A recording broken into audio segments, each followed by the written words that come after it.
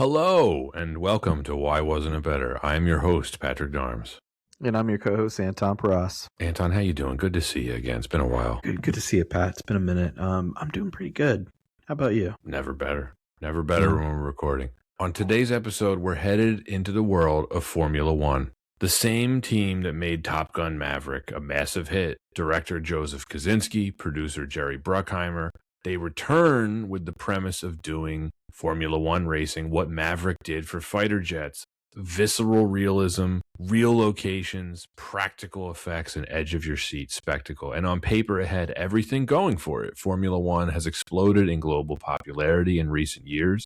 The production had unprecedented access to real races and teams, and the filmmakers went to great lengths to capture the speed and danger of the sport with cutting-edge camera technology.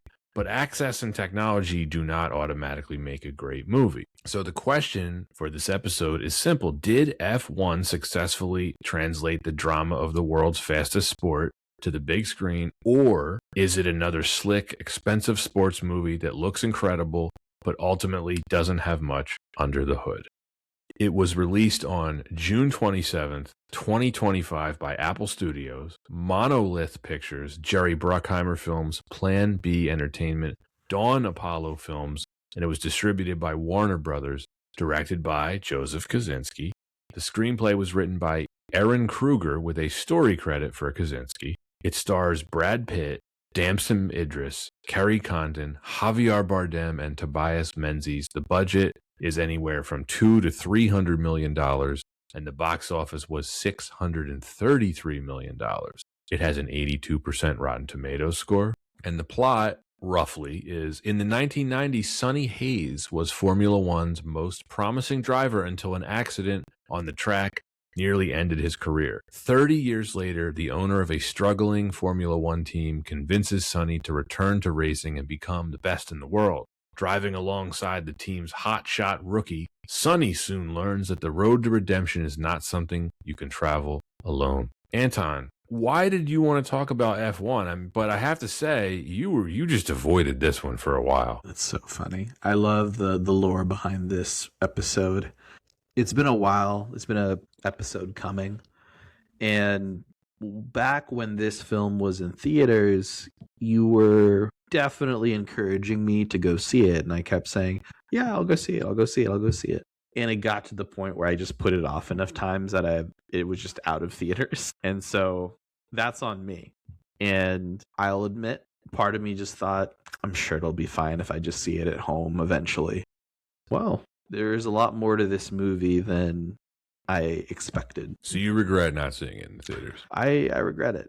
I would say this is the kind of movie that even deserves a universal attraction where you can be in the driver's seat, because that's how immersive this film really felt. Apple, are you listening? Formula One, are you listening? If they haven't already have some kind of theme park attraction in the works, wouldn't surprise me if they do. I was going to say there is an attraction like that where you would go into the theater. It was like a 4D experience because you wear the 3D glasses and they had just immersive elements around you in the theater. And it was for a specific film called Days of Thunder. I don't know if you ever had that experience that at Universal. I have not. I've seen Days of Thunder, of course, but yeah. I haven't seen that attraction. It would not surprise me if they attempt something like that for this. Because that's what it feels like watching this film, that you are in the driver's seat. Anyway, I regret it. I should have seen it in theaters. It's all right. We all make mistakes. We all have our prejudices. Probably worth pointing out, this is a Patreon request. And as a reminder to our patrons who are at a certain level of access, you can always write in and request a film for us to cover. One of the patrons did so with this film, and that's why we're covering it. Of course, this movie is brought to you by the one and only Heineken Zero. I think that is worth pointing out. There's a lot of Heineken Zero in this film. And by sheer coincidence, we had some guests over recently, one of whom brought a case of Heineken Zero, and I thought how appropriate it would be to drink one during the recording of F1. or F1 the movie, depending on which poster you're looking at, or in my own mind's eye, F1 the motion picture, kind of like Star Trek. Not unlike what Gran Turismo did, which is, as you know, the real title of Gran Turismo is Gran Turismo, based on a true story. Well, there is more product placement that was very blatant. I actually have a bit of a list, but Heineken was pretty in your face. It was. The product placement you could criticize, but I wouldn't, because that's what Formula One is in general. It's a giant billboard. Right. And look, films will have product placement in them, and I just find it endearingly funny sometimes. Like in Transformers, where a literal Pepsi truck spills out and all the Pepsi spills out into the streets. Wasn't there one of them with Bud Light? Yep, that happened. Stanley Tucci was messing around with a Transformers thing that turns into a Beats by Dre pill. Sure. Yeah. Yeah. I'm sure that was Stanley Tucci's idea. Just kidding. He would never suggest something that idiotic. But he'll take the money to do it on screen. As he should. Stanley Tucci is a favorite of ours on this podcast. I almost wish he were in this film. I don't know what role he would have played, but I welcome Stanley Tucci's presence in any film. Yeah, agreed. Now, for the record, it's probably worth pointing out at the top of the episode like this, I'm a very casual Formula One fan. I will watch it if it's on. I certainly have an appreciation for it. I enjoy watching it with other people, but I am not a serious follower. I don't watch the races regularly or anything like that. You know, I know some of the drivers' names. I know past history a little bit, like when they mentioned Senna and Schumacher, I of course know who those guys are, but just in case anyone is tuning into this episode looking for a very serious breakdown of how accurate this is to the real world of Formula One, I don't think this is the right podcast for you. Like, we can't do that. I have a super funny, or it's just the most atypical fascination and fondness for F1. And it wasn't originally for the racing. It was for the fashion. I always thought that it was really unique to see tobacco brands be a major sponsor for any sports, like, or any sports league. And I love the look of the original 80s and 90s McLaren team with Marlboro on it. Pretty iconic. I know what you mean. And of course, in this film, we see glimpses of that and Camel, long gone. I guess that ended in the 90s, right? Well, so McLaren ended the Marlboro sponsorship in 95, 96, and then Ferrari took it over until 2017. 2017? Yeah, dude. Wow. I guess that goes to show how much I know about Formula One. Not a ton. It was still pretty cool. Like, I do like the Ferrari jackets, but like, yeah. The history around like the McLaren Marlboro years, Senna, and yeah, it's pretty iconic. You're not a huge Formula One fan either, though, right? I wouldn't call myself a mega fan, just more of a casual observer. Right. Yeah, I'll watch it if it's on. I enjoy watching it, especially with other people. It's a fun sport to watch with a group of people. And its popularity has obviously intensified over the past few years. Yeah, especially here in the States because of that Drive to Survive show on Netflix. I mean, it's just it's pretty cool to see how much it's exploded in popularity. And then the F1 races in major cities across the U.S. We have Las Vegas. There's the Miami races. Austin. It's right. Pretty big. It's a huge now, of course, draw now. There has always been a United States Grand Prix. It's been at different locations throughout the years. I think it was in New York, upstate New York, in Watkins Glen for a while. And then it moved down to Austin. And then, to your point, they've added a couple different races, which makes sense considering how huge the United States is. The hype for this film, I think, was curious. Brad Pitt's involvement was certainly a big deal. I remember being excited for this when I saw the trailer. I mean, certainly after learning that Joseph Kosinski was directing it, I'm a fan of his. He was fresh off the overwhelming success of Top Gun Maverick, and they're very much bringing him in because they wanted him to use the same story template from Top Gun Maverick. Right. And the Brad Pitt involvement of it all, I think, is worth talking about because he's such a huge name and he's been around for such a long time, but he's not an automatic box office success. For as big of a movie star as he is, I wouldn't call him a box office juggernaut. You know what I mean? He does a lot of different roles. He's a very fun, unique actor that we've covered, of course. Yeah. And I love to see the blockbusters that he's in, that he pushes through, and then some of these more unique roles. I think this is one of his more unique roles that just happened to become a blockbuster. Yes. I would say, without stepping on my opinion of this film too much, there's nothing unique about his performance in this film. Right. He's just kind of playing Brad Pitt, which is fine. I like Brad Pitt, the personality. I mean, look, think about his character in this film. Is it really that different from Billy Bean? No, I think Billy Bean is a better role. Yeah. That might be my favorite Brad Pitt role. I love him in Moneyball. But I think this is kind of just, I don't think he was working that hard here. It played, so I'm trying to make the point. It played to his strengths. Yeah, oh yeah, it did. It did. He's done more challenging roles in the past, for sure. Yeah, like I am Legends a of the Brad Fall. Pitt fan. Interview with the Vampire. Just kidding. Not that one.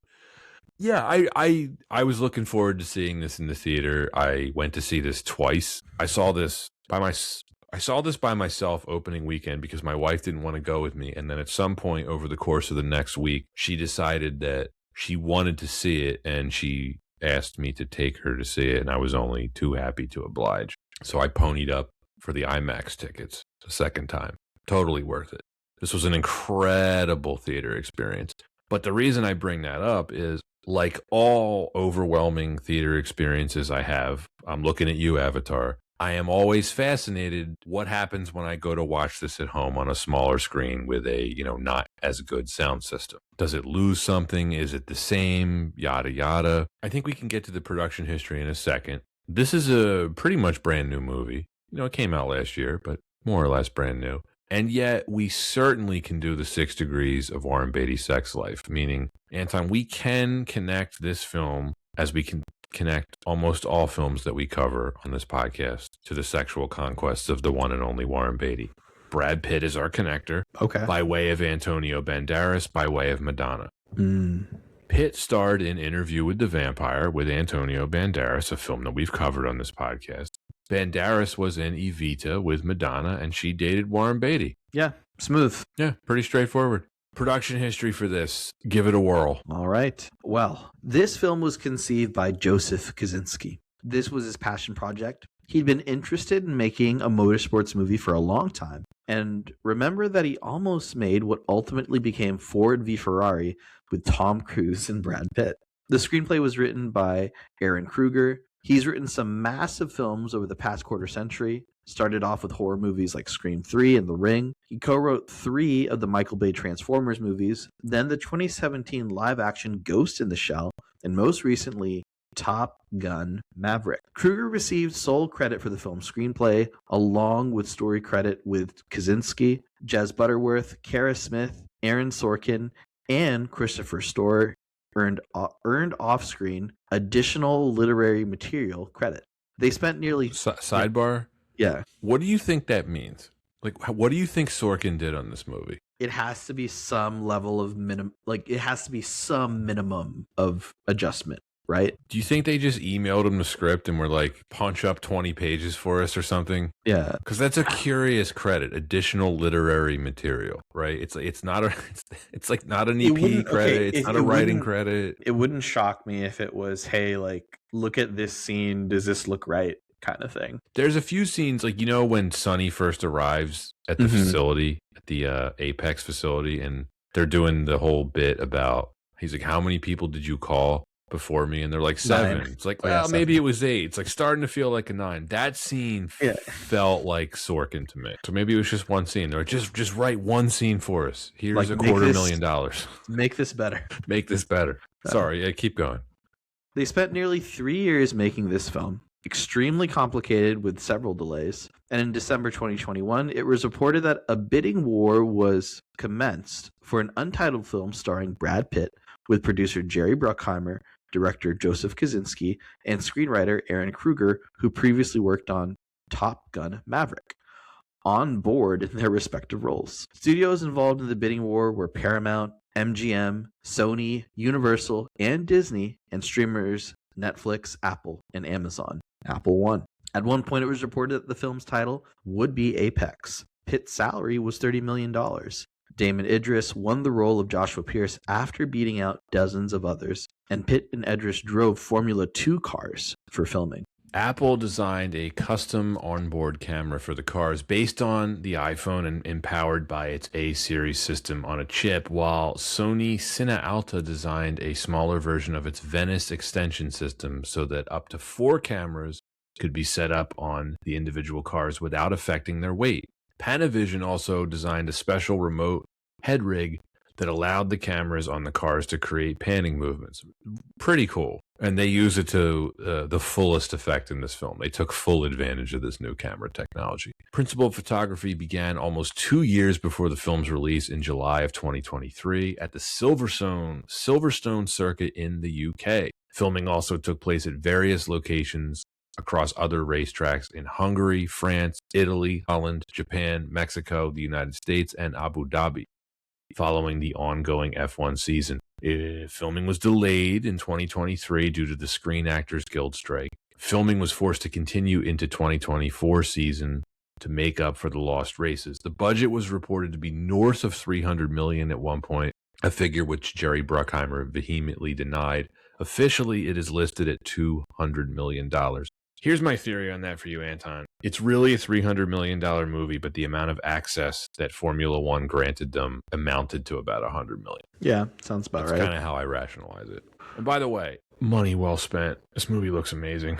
Yeah, if I'm F1 organizer or like F1 committee, executive committee, I give you whatever resources you need to like market my sport to the people. I don't know if I wrote it down, so I'm going to say it now just in case I forget later. If there's any CGI in this movie, I couldn't tell. It is as practical as it gets, and it looks all the better for it. It looks clean. This film looks clean. It really does. Hans Zimmer composed the score, and he's cooking. Hans is cooking here. Hans reminding everybody that he started his career in the realm of electronic music. Just in case we forgot, Hans is like, let me give you some electronic stuff. As always, we want to thank everyone for listening. If you are liking the pod and you haven't done so already, please follow, please subscribe, please leave comments wherever you are listening or watching, wherever you get your pods. We're on the social media platforms, Instagram, X, and best of all, Letterboxd. That is the best place to follow us currently.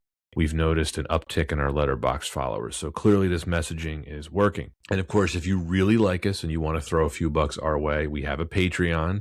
You can support the show there by getting access to episodes a full week early and ad-free, plus bonus content. Links to everything are in the description. Before we talk Why Wasn't It Better, Anton, can we take 60 seconds?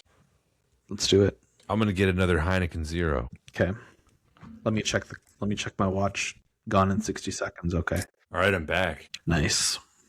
Okay. Man, these Heineken Zeros are just so good.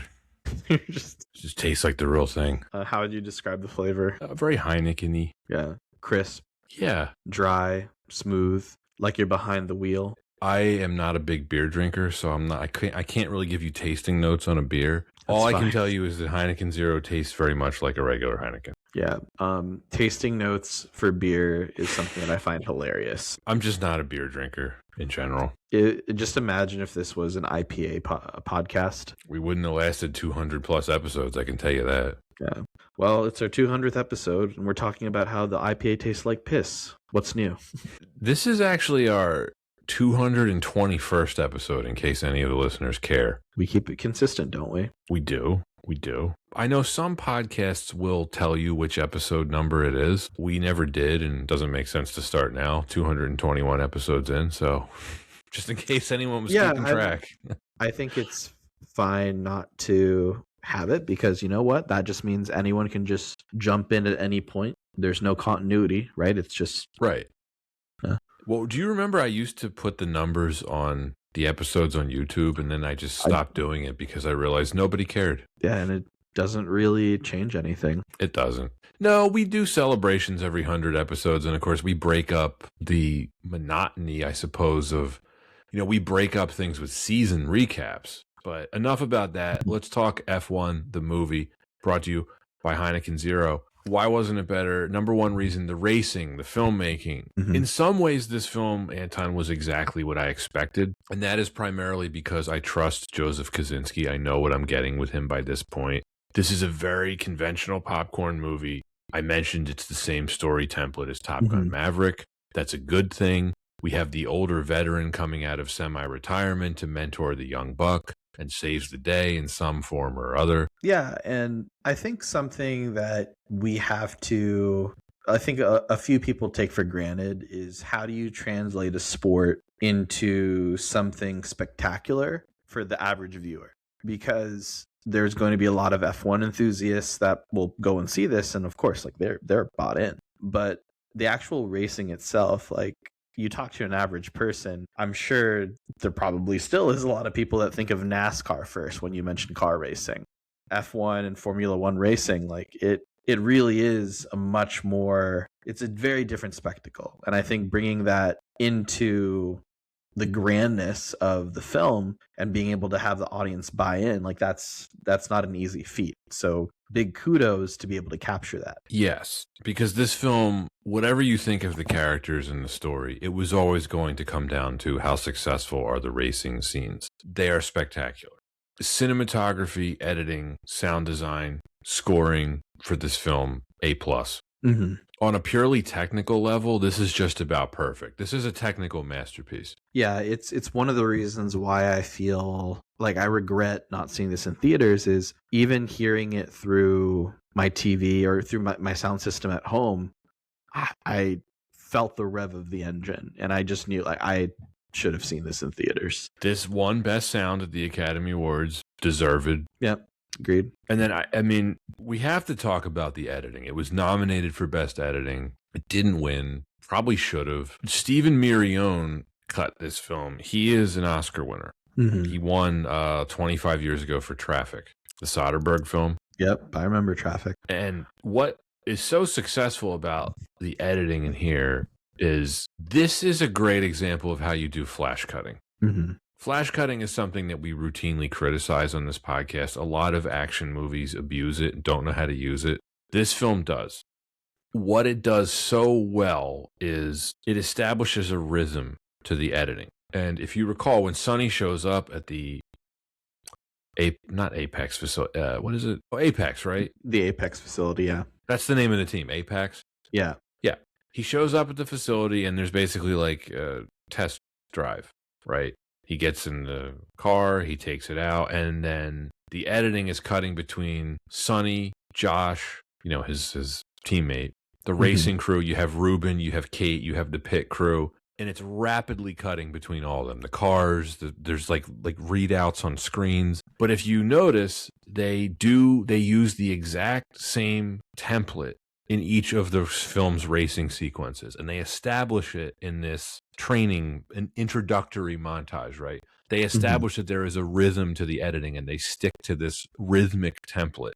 And it works really, really well because this initial sequence, it sets up how the editing is going to work for the rest of the film. And for all the flash cutting it's doing between the cars and these different characters and the readouts, and sometimes you get crowd shots and there's announcers and there's the luxury box stuff. You're never confused about what's going on. Yeah, I think one thing I want to jump off of that with is once you establish conditioning for the viewer, it really does subconsciously build that consistency in subsequent scenes. And so I just I definitely felt that unconsciously. You laying it out so eloquently, I totally agree. The other triumph of the editing, and you were getting into this in your previous point. You're like, how do you take a sport which may be unfamiliar to a lot of people and make a spectacle out of it in a 2+ hour film, right? You know, each real life race lasts about 2 hours, and I think this film, yes, I understand there are some technical details it gets wrong. There are inaccuracies. There's a lot of inaccuracies when it comes to like, would this actually work for an F1 team? No, it wouldn't. Probably But not. what this film does remarkably well is it is taking each one of these 2 hour races and it is distilling it down into, I think each one lasts between 5 and 10 minutes. And each race has a distinct beginning, middle, and an end. And the film does this successfully for the entire length of its runtime for each race. Because how many races do we see in the film? Like, at least a half dozen, right? Yeah, there's a lot, and whether or not you don't get as much time with each race, of course. Right. But at the end of the day, you get a taste of the different locations, which adds to the fun and the spectacle. You really get, and I think like this is one of the things that I appreciate of the film is, again, the word spectacle just comes to mind. The grandstands, the people, the luxury boxes, the pit crew, just how sharp everyone looks on the team, on the different teams. It feels like it's an environment that is just electrifying. And you can't say that about every sports movie. And even then, like that same spectacle, it's, if you don't have the right team, that may not translate as well on screen, because that also has to balance with the story. The story is certainly pretty straightforward. It's not complicated. Keeping with the team that you were talking about, the cinematographer on this, Claudio Miranda, another Oscar winner. He won for Life of Pi. I was stunned that he was not nominated for this film, because this looks incredible. This is glossy. This is stylish. We are often critical of digital cinematography on this podcast. This is a wonderful use of it. Looks very, very good. I mean, there were certain parts, because I've watched this movie like 5 times in the past 2 weeks. You can pause this at pretty much any frame, and it's perfect. Oh, yeah. I think everything about it, whether it's the final edit, how clear everything looks, the tone, the texture, I'm sure there were special effects in this film. It just looks so seamless. Yeah. Oh, yeah, I'm sure there were. But I mean, if you look at the making of stuff, they did as much of it real as they could. Yeah. You can tell that's really Pitt and Idris in those Formula 2 cars. I understand, yes, they don't look exactly like Formula 1 cars, but to someone like me, I couldn't tell. Yeah, and then they actually had to put Pitt in a situation where he had to recover from an injury and had him driving. He really committed. We'll get to that. I have thoughts on that.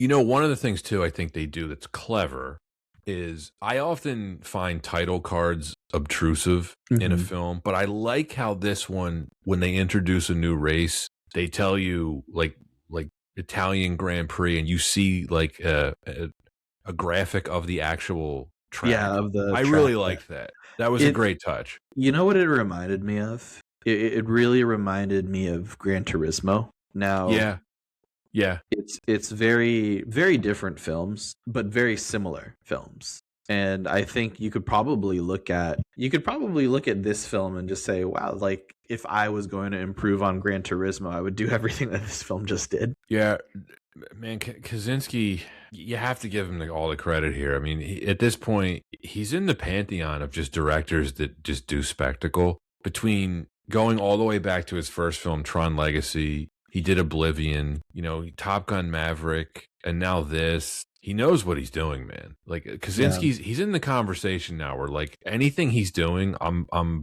interested in seeing in the theater. I'm really excited for what he does with Miami Vice. Excited. That's right up his alley. I think when it comes to sports films, F1 does seem like it'd be more difficult to market to a larger audience, at least from the get-go.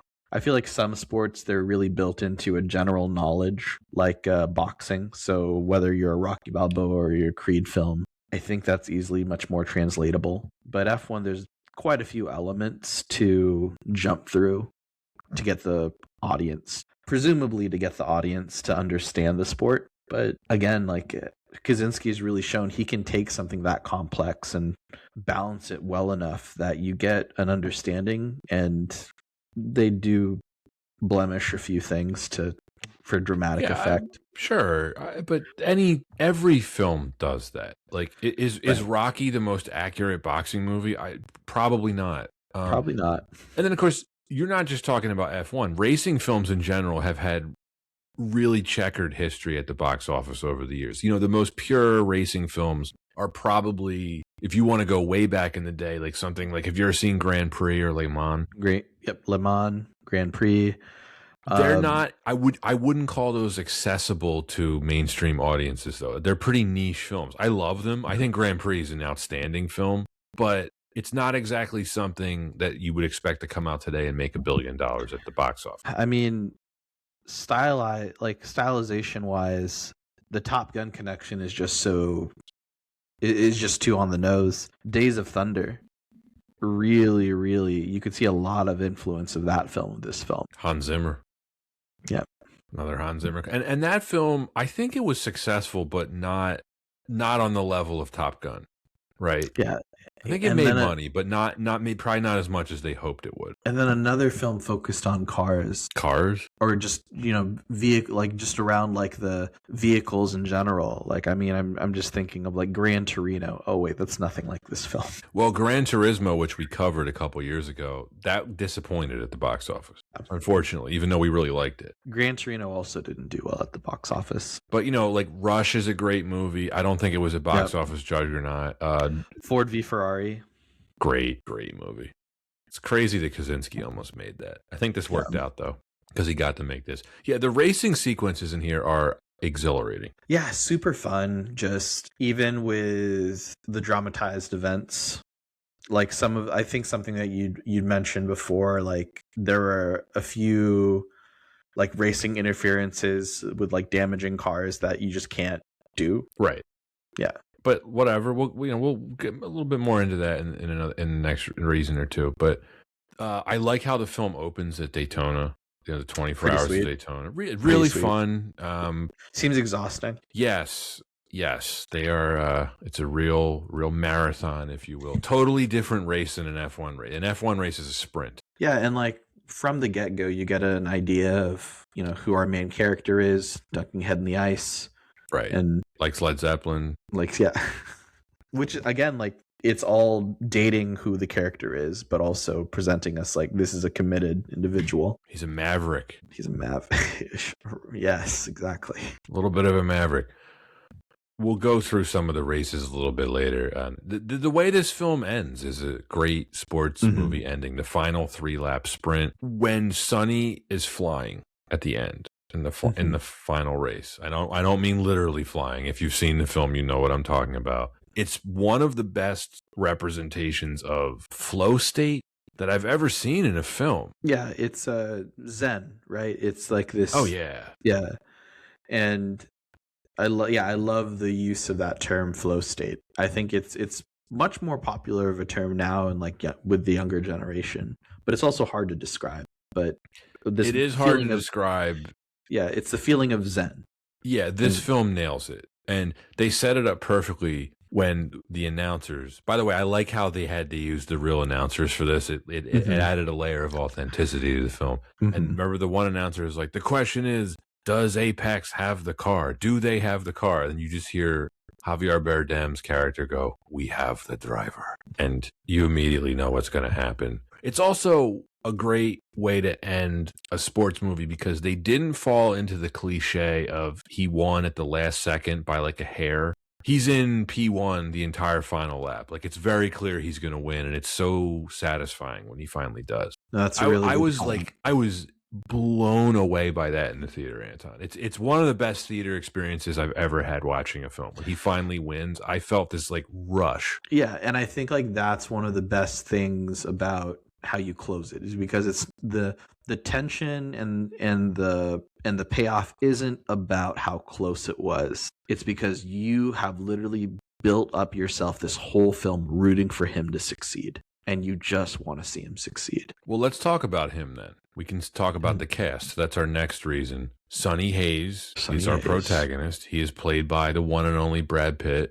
He's definitely too old. All right, let's fit him into the archetype. He's the old guard. Is it believable as an F1 driver being that old? Not really. I mean, you could say Pitt is miscast, although I think it is a good role for him. I don't think it was a challenge for him in any way whatsoever. I mean, there are several scenes where he looks completely disinterested.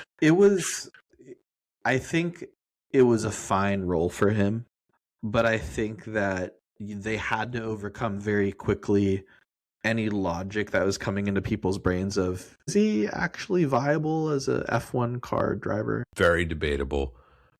I did feel a little disappointment because his character has no arc whatsoever. He's kind of an asshole, And he's still the same cocky, wisecracking maverick that he is at the end that he was at the beginning. He's a total nomad, whatever. I mean, he was just there to drive the cars, and it's completely convincing to see Pitt driving the cars. So he make car go fast. He make car go fast. Did you notice he really is an asshole to a lot of the other characters? Oh, like basically everyone he meets. And then like he does weird things, like he doesn't want to touch the trophy. Like that's weird. Like he makes stupid decisions. Like remember, he takes the check in the beginning. By the way, Shea Wiggum, we're not going to use him at all in one scene. Shea Wiggum. He takes the check, but remember he turns down the watch. And my argument would be, if you're doing the race for money and you want the check, just sell the watch and sell it. Yeah. Did he ever explain why he didn't want to touch the trophy in the beginning? No, he just said it's bad luck. There's no real explanation. Is that a real thing? I don't know. Huh. I'm sure an F1 fan will write in and tell us. Although the F1 drivers that win races seem to have no problem touching trophies. So I don't know. I don't know what to tell you. His character is kind of weird though, just because he acts like he knows what to do in every scenario, but as Damson Idris' character Josh points out, he's like, you've never won an F1 race. Like, why should we listen to you? But he's cocky. He's abrasive.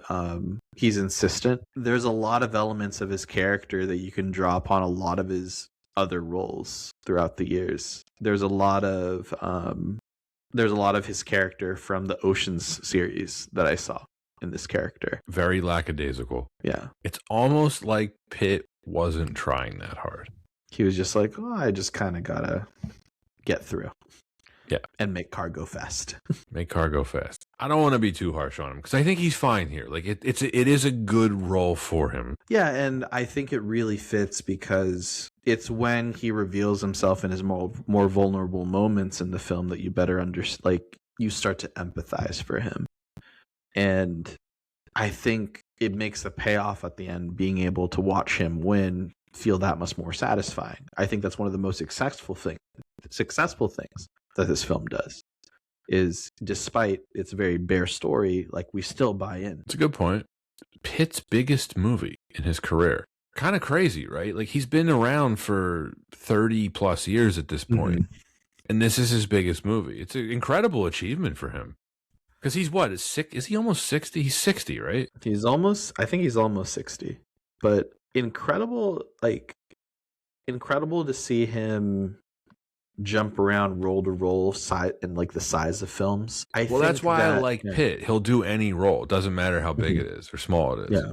He'll do cameos. Yeah, he'll do franchises. He'll do Troy. Not that was a franchise, but yeah. But what are your favorite Pitt roles? I already mentioned Billy Bean. I loved him in Moneyball. Yeah, I think that's my favorite. Yeah, that's just a great Bay Area movie in general. He isn't in it quite as much, but I did really like him in The Big Short. He's great in The Big Short. I have that written down. Yeah. He really balances, in that film, he really balances a very well-intentioned character that is also, like a weird mentor figure. Yeah, in a way. Yeah, but I would love to know what are some films you really love of his. We mentioned a couple already. Spy Game. Yeah. 12 Monkeys. Burn After Reading. 12 Monkeys. His first Oscar nomination. 12 Monkeys. Last time I thought of that movie. Jeez. He's awesome in Burn After Reading. I mean, he's great in the Ocean's trilogy for sure. Inglourious Bastards is so fun. You mentioned The Big Short, of course. Legends of the Fall. I'm not going to throw Legends of the Fall on that list. I'm sorry. I guess 7. He's good in 7. He's good in 7. Fight Club. I mean, that's a low hanging fruit. He's awesome in Fight Club. Yeah. He's forever going to keep a generation of like college freshmen excited for masculinity because of the film Fight Club. Yep. Tyler Durden, pretty iconic. I would never say he's bad in anything, except for perhaps Interview with the Vampire. Yeah, he's pretty bad in that. But that's an early Pitt role. We don't hold that against him. What about... No, go ahead. I was going to say, like, just looking at the rest of his filmography, I mean, we barely touched... Oh, man, I don't know why I didn't think of this one. Meet Joe Black. Yeah, it's good. Not my favorite. I just think it's... He's really funny in Mr. and Mrs. Smith. He's really funny in Meet Joe Black. He is. That movie's crazy. We're gonna have to cover that at some point. Everything gonna be all right. I actually think that movie's underrated. Yeah. I think it's a really interesting movie. It's stuck with me all these years. Yes, people clown on him doing the Jamaican accent. I think it was appropriate for what the character was. I mean, of course, and I don't want to spoil anything for any viewers right now. Right. Go out and watch Meet Joe Black and invest 3 hours of your time before we cover it eventually. It's on the list. We'll get to it at some point. Rest of the cast, arguably better than Pitt. Yep. His chemistry with Bardem is awesome. Javier Bardem is such a badass in this film. It's a great Bardem role. Again, he's no so challenge cool. for him, but he just shows up, does his thing. He from the get-go, you already know he's a good guy. And I think you're like, all right, I'm buying into this guy. He seems pretty cool. Yeah, he's flashy, but you do get the sense with Bardem's charisma that, he's not a bad guy. I love their opening. It's such a movie trope thing. Like, people would never do this in real life. When they see each other and they pretend not to know each other, and it's completely for the audience. Yeah. He's like, "Oh, can I borrow your phone?" He's like, "No." He's like, "No, you look like someone I used to know." It's so funny. Like, he's a race car driver. Was he fast? Wasn't slow. It's funny because those kind of interactions, like, how often do I go up to someone that I know in public and I just pretend that I don't know them just for fun? You don't. Yeah. Do you? Often. I don't. No, not often. Can I use your phone? The next time you see Ben, just go up to him and be like, "Hey, can I use your phone?" Be like, "What?" Hey, we're supposed to have an exchange. Yeah, you pretend you don't know me. It's a movie. I love Carrie Condon in this movie. Love her accent. I love the way she dresses down Sonny in the pub. They have good chemistry. I was rooting for them to hook up. I don't know if I should have been, but I was. And they hook up hard. They hook up hard. You know it's going to happen. She can't resist Sonny Hayes. But also just a great rock throughout the film and a key part of the team. Yeah. Yeah, and look, I understand in real life F1, she would know a lot of the stuff already that Brad Pitt's character is telling her about. Like, well, we need to be able to simulate turns. It's like, I get it. Yeah, I get it. It's a movie. Does it kind of maybe undermine her character a bit? Maybe slightly. But I do like her performance. She's a great actress. Yeah. What did she get nominated for an Oscar for recently? Was it the Banshees of Inisherin? Banshees of Inisherin. Inisherin, whatever. I can't pronounce any of that. The Banshees of Ed Sheeran. That one. Yeah. That guy full of banshees. And then the newcomer, Damson Idris. I really like him. I like his character. I like his performance. I think it's actually a little bit of a challenging performance because you have to set him up as competition, but we're not supposed to be rooting against him. We're supposed to like him. Yeah, I love his character because he out loud was saying all the things that as a viewer I was asking in my head, like, isn't he too old for this? Or like, who is this guy? Who is this swan? Yeah. Swan, you're a swan. Again, they don't treat his character like a cliche either. Like, they're not calling him like the next Schumacher or anything. They're like, yeah, this guy's pretty good. He's good enough to be an F1 driver, but he might not be on a team next year. It's not guaranteed. He's very multidimensional because we, meet more of his family. He's not just a jerk. No, he's not. He's young. He's kind of dumb because he's inexperienced and naive. He had a love interest in the film that was played by Simone Ashley, and they completely cut her character out. Yeah, I was going to say I don't remember that, but apparently she's in one frame at the British Grand Prix. I couldn't spot her. She got a credit as like an extra. That's pretty tough if you're Simone Ashley. I have to say, it's not detrimental to the film because if I hadn't read that, I would have never known there was another character in this film that was cut out. Yeah, I would have not known. But very good, I'd say, like, very good chemistry with Brad Pitt. Yeah. They initially butt heads and they kind of find some common ground. Then they make up. They make up, but then they have another falling out and then they come together at the end. They're the real couple. Yeah. Carrie Condon's character keeps them together. Yeah. She's like, we're going to play poker at this table. You ever been to Ed Sheeran? Ed Sheeran and all those banshees that he has. Did we need the goofy Tobias Menzies character trying to wrestle control of the team away from Ruben. Probably not. That was probably one of the more distracting parts of the film. I think I agree, although I do like Tobias Menzies a lot as an actor. Yeah. I mentioned Shea Wiggum is in this film for 90 seconds. I kind of wonder if his character was based on a real life person. Peter Pan. It's funny. His name's Peter Banning. That's very funny. Where else have you seen Tobias Menzies? Oh, well, he's excellent in the Crown. Oh yeah, he's excellent in The 4. Crown. Yeah, he plays Prince Philip. I really enjoyed his character in Game of Thrones. He played Edmure Tully. He's been in a lot of stuff. He's in a Bond movie. Do you remember? For which one? He's in Casino Royale. Oh. He plays M's assistant. Got it. Yeah. He's been in a lot of stuff. I always like him. He's done a lot of theater, so like he's played a lot of roles in theater that I recognize as well. Very accomplished actor. What was he in we were covering recently? I feel like we talked about him fairly recently. I can't think of what it was in. And now it's pissing me off that I can't remember. I can't think of what we've covered that he's been in recently. I also might be making this up. I don't know. Sorry. Unless we talked about Atonement, 2007's Atonement. No, it wasn't that. I could have sworn we talked about him recently. I remember I was having a conversation with someone about him because I thought he was in The Constant Gardener, but he definitely wasn't. Constant Gardener. We haven't covered that. I gotta look this up because this is bugging me now. You remember that film, The Constant Gardener? Yeah, John le Carré, of course. Yeah. Come on, you're talking to a le Carré fan. Okay, I guess I'm making this up because none of his filmography is something we've covered. All right, sorry about that. Other than Casino Royale. Which we haven't covered. You're right. But we will. 20th anniversary coming up later this year. We could do it. We have to cover Quantum with it as one big film. Finding Neverland. Peter Banning. All right, moving on. Number 3 reason. I tried to do the research for this. What is the authenticity of this film? I wrote down this is a vibes movie. It's mixed, right? Mixed. It is definitely mixed. There are a lot of hardcore Formula One fans that didn't care for this film, that thought it was an unrealistic depiction of their sport. I can understand that. But the aesthetic was all there.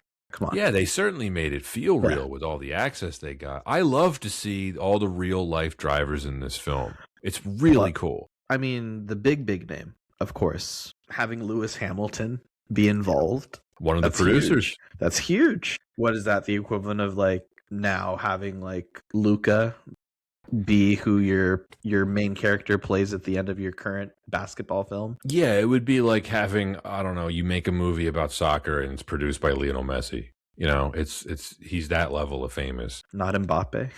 You could say Mbappe. I don't know. You could. Like I'm talking like it's the World Cup. I don't want to give any credit to anything related to Real Madrid. I'm sorry. Yeah, you could say Mbappe for sure. I was hinting at this earlier.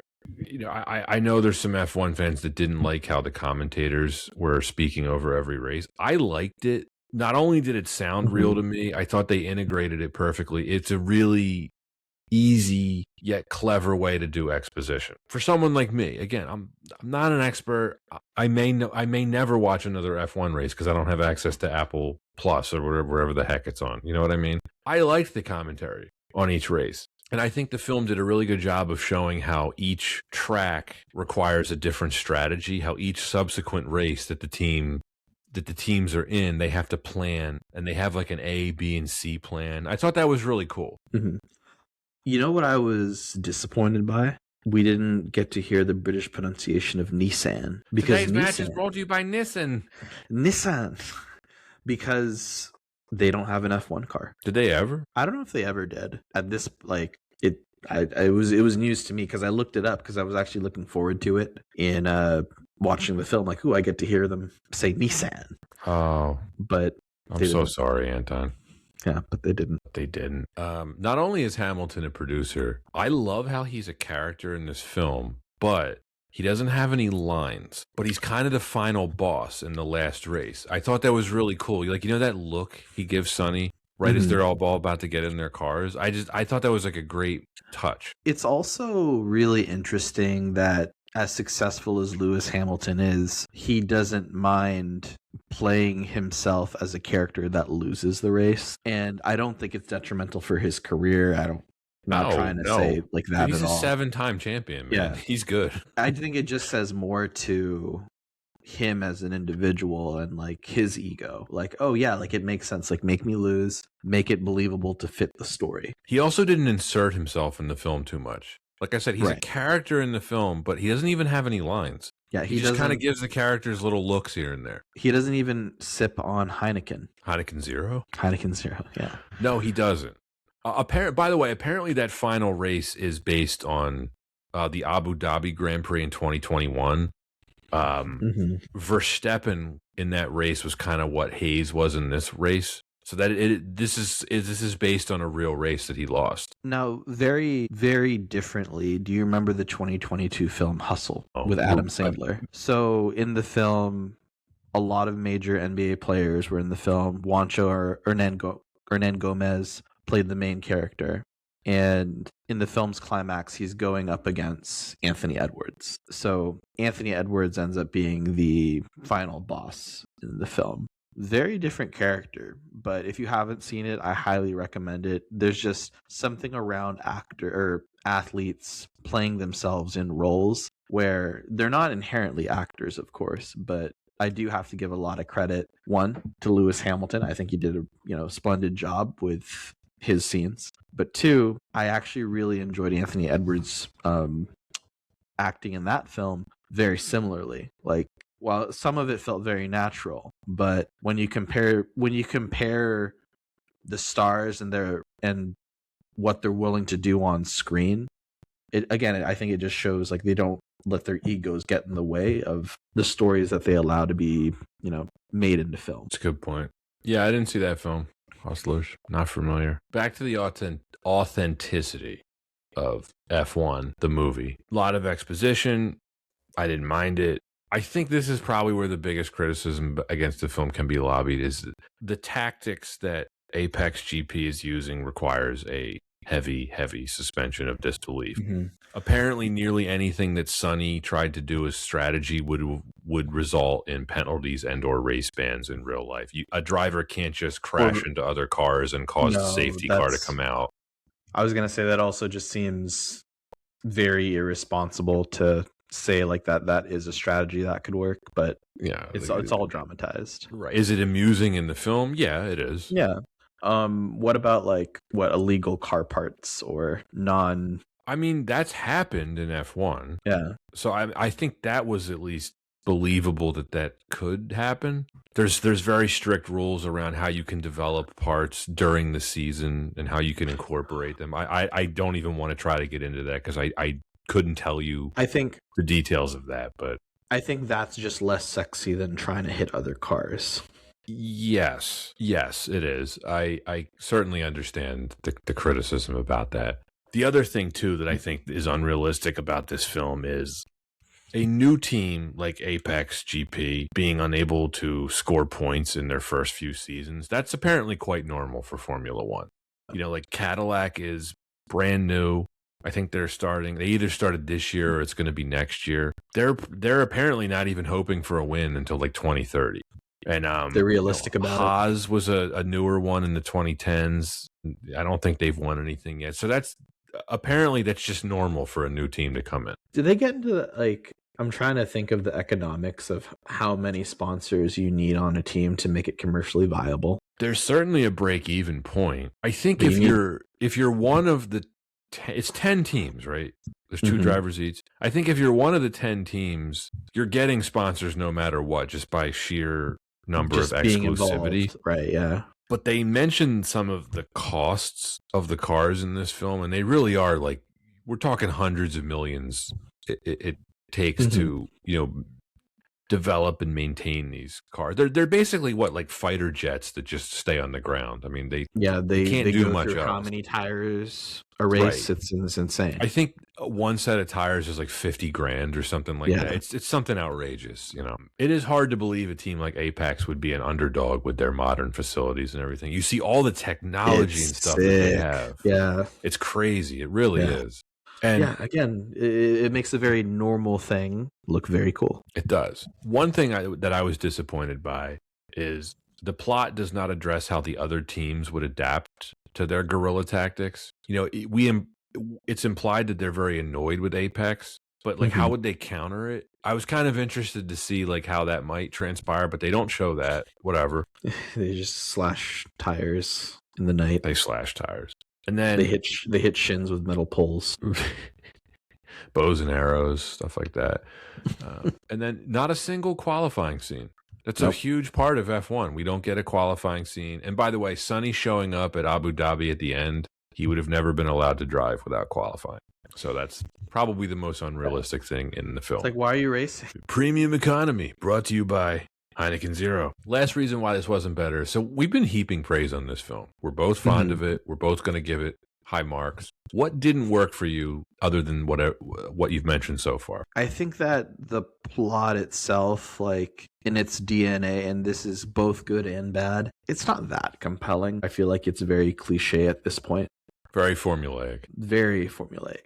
And you can look at a lot of films that have this same, just again, the same DNA. I mean, Top Gun Maverick, it's basically Top Gun Maverick, but like, on the road. And another, we talked about like Rocky Balboa's, and that's a film that really reminds me, or I'm really reminded of when watching F1. Just, can you teach an old dog new tricks? Well, let's show you what the old dog can do, kind of thing. But I think that's why I say like it's a bit of a, other side of the coin is just, it's still very entertaining despite that. Yeah, I think so. Because it's a formula, right? But hey, it's a winning formula. Right, a Formula One. Whoa. Yeah, I couldn't resist that. Sorry. I would say the film is a bit long. Like, do we really need to see two different hospital scenes for Josh and Sonny? Like, Josh, by the way, the crash at Rome, we didn't talk about that yet. I thought they were killing his character in the theater when I saw that. I was like, oh my gosh. I was shocked by that. I didn't know if he was dead or not, just how crazy that crash was. Now, by the way, also, I mean, I've seen my fair share of F1 races. I've never seen a crash that dramatic. I think they were embellishing a little bit. But I mean, powerfully done, very well done. And effective. Yeah, very well done. But then the whole thing with Brad Pitt's back injury, Sonny Hayes had that back injury, and then Ruben gets all up in arms. He's like, I cannot let you race. You can't even walk. Wouldn't he have gotten a physical when he joined Apex? Like, wouldn't they have known about the back injury before this? Do they do physicals? Of course they do physicals. You'd think they're going to hire a driver and not give him a physical? I mean, in this universe, maybe not.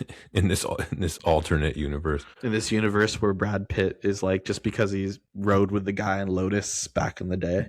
Sure. Yeah, I thought that was a little much. Where and then the Vegas crash where he gets like tunnel vision and he's driving angry. I thought that was just kind of silly. He was super thrown off. Yeah, he was acting like a teenager. And Ruben's like, he's driving angry. It's like, this is kind of dumb. But how many? And I think that's where like you see that cliche in a lot of sports films. So I think that's one where probably against its favor. Yeah, it's okay. It padded the runtime in a way that I don't think was needed. This is a pretty lengthy film. I think it's mostly paced very well, but there's some stuff, again, like the hospital stuff, like I mentioned. The whole subplot about, Peter banning Tobias Menzies' character, trying to take over the team. I don't know if it's needed. I think the stakes with Ruben losing control if they didn't win something, you didn't need the Tobias Menzies character like on top of that as the bad apple. You know what I mean? Like the stakes were already established. Like he had to win a race. Yeah, I think it didn't tack on too much time to the film though, at least. Like there wasn't too much with that. If there were like consistently tacking on scenes where they're having discussions like, you need to let me keep the team, and then everyone in the room clapped, that's different. And then so this is basically the Cleveland Indians owner's plan for Major League, right? Tank and sell. Yeah. But here's my question for you. Wouldn't the team performing better improve things in the long run? Like, wouldn't a winning team be worth more if you're trying to sell it? Or am I looking at this the wrong way because I'm not a sports team owner? I don't know. If the team's doing well, I would think so. Or was Tobias Menzies' character Peter Banning? It's funny how his name's Peter Banning. It's literally Peter Pan. Whatever. But was he trying to tank so he could sell the team and then get control of it? Oh. Personally, I think that might have been it, right? Because I think he was planning on running it in Ruben's place, right? Maybe that's Yeah, Maybe okay. that's the point. I'm glad we talked ourselves into understanding that. And by we, I mean me. Yeah, you got it. Yeah, cool. I figured it out. Yeah, that's all. That stuff is all well and good. I don't know if it was all necessary for this plot, but it was there. We talked about the Led Zeppelin needle drop. It's a Jerry Bruckheimer movie, so you know you're going to get needle drops. Mm-hmm. Led Zeppelin is what it is. I'm never upset to hear Led Zeppelin. I liked the original songs for this film quite a lot. This is an incredible soundtrack and score. That Lose My Mind song, it's energetic. it's great. Great montages. Proper Jerry Bruckheimer sports movie. We get a bunch of montages and they're all great. Yeah, and every great sports film has a great montage. Whether it's an original song or just Hans Zimmer's score cooking, it's satisfying. Yeah. It's funny how like Hans Zimmer's done such great work. I wouldn't even say this is anywhere close to being one of his greatest scores, but it's a delight to listen to. This probably isn't even in his top 20. You know what I mean? But that just speaks to the greatness of Hans Zimmer. It's very telling. If you want this film to succeed, of course you book Hans Zimmer. You pay the price. You know what you're getting. But I tell you, it's a little, he was reminding people, like, I started off doing electronic music. On the synthesizer? Yeah, just in case you forgot. I was on the synthesizer. My name is Giorgio. I've seen Hans Zimmer in concert. He's so entertaining when he talks to the audience. He's like, we are going to get into the realm of superheroes. But first, I think I need another martini. He had a guy, the whole concert, every like, I lost track, but like every so often, someone would just come out with a martini on a tray and just give it to him when he was at the piano. He's just having a great time. Oh, he was having a ball. I hope he does another world tour. I would totally see him again. That was. Were we saying last year he had a world tour? He did. Yeah. Or maybe that was 2 years ago. Because I remember I was like, hey, like he's in concert. It'd be kind of sick to go. Yeah, logistically we couldn't make it work, right? There was something came up. I don't know, whatever. Did you notice the random shot of Chris Hemsworth in the crowd at the final race? Saw that in the after too. That's pretty cool. Yeah. We're getting towards the end of the notes here. Sometimes we talk about wristwatches on this podcast, Anton. Wristwatches are prominently featured throughout. This film is also brought to you by IWC. Yeah. But it's kind of a authentic product placement because Brad Pitt is a huge watch nerd. That is his personal watch, the IWC Ingeneur that he is wearing. And then the entire Apex team are wearing various IWC watches. But that's very common for Formula One again. Yeah, just looking at a bit of even for any of the other F1 cars, like no sponsor was covered up. Like, so every sponsor really got a share of screen time. Yeah. Like whether you're like Red Bull, Pirelli, Tommy Hilfiger. That's why I don't mind the product placement too much because it was they filmed this at real F1 races. You saw everything that you would see at a real F1 race. Mm-hmm. Product placement, sponsorship has always been a part of the sport. It's a movie. Like this is, they weren't going to get the level of access that they got without featuring all these products in the film. That's how it worked. Yeah, and Mercedes looks dope. Right. Mercedes looking very nice cool. looking Mercs in this film. Yeah. So recently, Kosinski teased a sequel idea involving Tom Cruise's character from Days of Thunder. I would see it. I would absolutely see it. Yeah.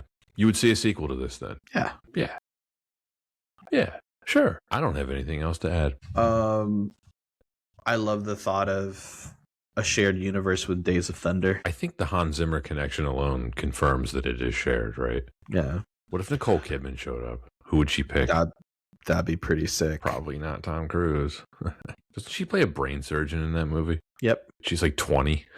It's totally unbelievable. I want to go I need to go watch it again soon. I watched it recently. It's pretty awesome. You should watch it alone just for Robert Duvall. And who's his teammate in that? Michael Rooker? Yep, Michael Rooker. Michael Rooker. We're going to talk about him again soon. Oh, yeah. Cliffhanger. Yeah. He's so upset at Sylvester Stallone. He's like consistently been in Hollywood up Yeah, to he's this awesome. point. I mean, it helps to also, I guess, be on the good graces of the Gunn family. Yeah, he didn't need the gun. He didn't need James Gunn to keep his career going. He has a really, really funny voice role in Archer. Who does he play? He plays a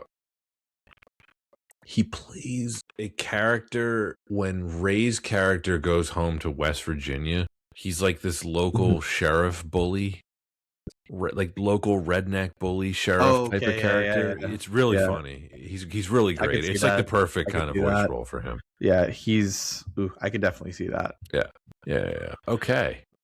How do you want to rate this? I'll go first then. This was a film that I was pleasantly surprised with. I felt very jaded in the sense that I watched the trailer and I felt like I knew what I was getting into. And on paper, it is everything that I expected it to be. It's a very formulaic movie that is meant as a marketing tool for a major sport, one that's growing. I think what I underestimated was the quality of what we got, because most commercial films or films that have so many product tie-ins, I always think of just very soulless, but this was very far from that. There was a lot of care put into the quality of this film, a lot of care put into how the film really is a great balance between an understanding of the sport and just capturing the spectacle of it, but also keeping the story forward. And I have a lot of respect for that. This was a film that really, again, just is so hell-bent in making sure that you understand that being in the F1 environment is an experience. And that's what this film felt like, an experience. And it absolutely achieved it. And I think because also it's just so unique in that sense, I start to understand more and more at least how this film really stands above other films with a similar DNA, like other sports films, because it's a marketing film, but a very successful one. And I think it really does lay the good groundwork for other films to really say, you can have a great quality film while still trying to, for lack of a better word, sell something. And I think that I really don't, again, I don't want to underplay it, but again, I'm just very, very satisfied with the end product. It sounds great, feels great.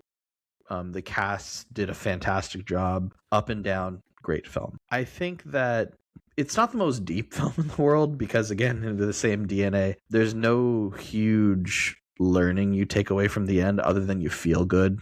But I do think on a technical level, this film just excels. And if you want to have a great time, you just really should just go check it out. I think this film has a lot of rewatchability. If I get a chance to see it in theaters, I absolutely will. And I'm going to be there for the sequel, especially if it's truly a Days of Thunder sequel. It's hard for me. Like, I actually teeter between like a very high B and an A. So because of just, I think when I think of the kinds of films I typically put at the A level, I'm going to go ahead and put this at B+. I don't have anything groundbreaking to offer in my rating of this film. It checked every box I expected it to. It delivered on every expectation I had and then some. Story-wise, acting-wise, no surprises there. It's as good as you would want from a summer popcorn movie. I will say I expected this to be technically impressive, and it exceeded that in every way. Cinematography, editing, scoring, sound design, they're all perfect. At worst, this is a feast for the eyes and ears. It's a vibes movie. It's a huge marketing movie for Formula One, but it does have a lot of heart, and it is precision filmmaking. It delivers on the goods. It's a really fun movie. You mentioned the rewatchability. I said how I've rewatched this like 5 times in the past couple weeks. If you're expecting this to be realistic and to be technically correct in all of its details, don't bother watching it.